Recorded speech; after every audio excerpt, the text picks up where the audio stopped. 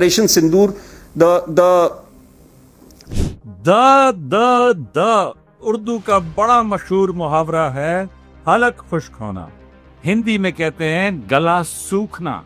आज आपको एक ऐसी वीडियो दिखाने लगा हूं कि आप अश अश कर उठेंगे और कहेंगे मेजर तूने कमाल कर दिया।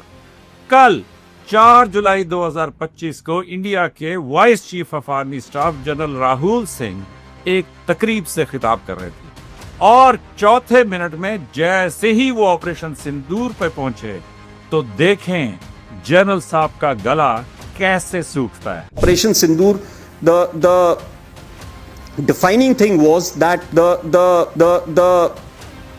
तो दोस्तों ये है मुकम्मल का मुकम्मल ऑपरेशन सिंदूर। इसीलिए ऑपरेशन सिंदूर के बाद इंडिया के वजीर खारजा जयशंकर साहब से भी जब अमेरिका का एक सहाफी ये पूछता है कि अमेरिका कहाँ था जयशंकर जी, तो जयशंकर जी ने कहा कि अमेरिका में था।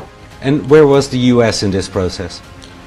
Well, the US was in the United States. दोस्तों इसीलिए फौजी मनमोजी ये कहता है कि जब तक इस मुल्क की हिफाजत ये बहादुर अफवाज कर रही हैं तब तक पाकिस्तान का कोई बाल भी बीका नहीं कर सकता। तो जिनको समझ नहीं आई उनके लिए द